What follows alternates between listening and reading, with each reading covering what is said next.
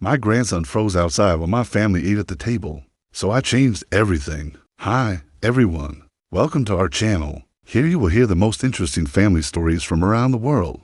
Our today's story is from a Reddit user. It was a cold winter day. The wind was howling outside and snow was falling heavily. I went out to check on my vegetable garden for the last time that fall. I pulled on my thickest sweater, but when I went out, it was too cold and I couldn't stay long.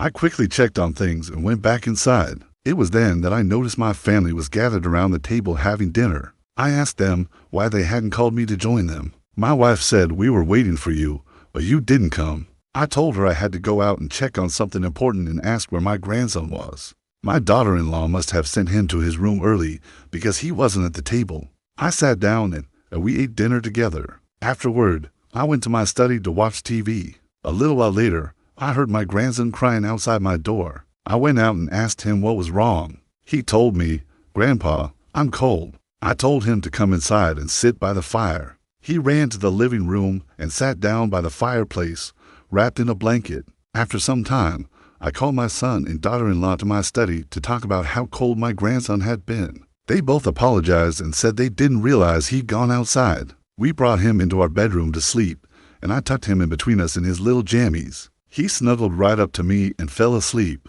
I felt so sorry for him and couldn't stop thinking about how cold he must have been. The next morning, my daughter-in-law took my grandson out to play in the snow while my son went to work, and I went to the store. When I got back, I found my grandson and daughter-in-law in the backyard, and they were building a snowman. My daughter-in-law was wearing a thin jacket, and my grandson just had a sweatshirt on.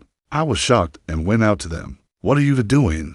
It's freezing out here." My daughter-in-law replied, "We're making a snowman, but you're gonna freeze." She said she was fine and asked if I wanted to join them. "No, it's too cold for me." Then I asked where my son was. "He went to work." I told her I was going to call him and tell him to come out and play with his son. She looked at me strangely and said, "He can't just leave work. He has to be a good role model for our son. If he wants to build a snowman, he should do it now while it's still cold."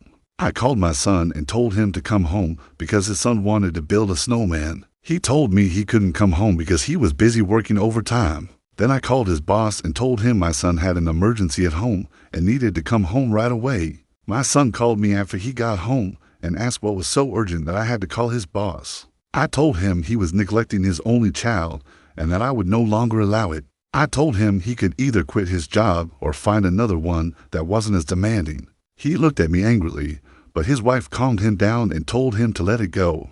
That night, we had dinner together as a family. My son apologized to my grandson for not being there to help him build his snowman, and we all agreed that it was important for him to spend time with his dad. From that day on, my son and daughter-in-law made sure that my grandson never felt neglected again. He grew up to be a wonderful young man, and he has a great relationship with his parents. That's all for today. Thank you for listening. Please share your thoughts in the comment section. And if you like the story, please subscribe and turn on notifications. See you tomorrow.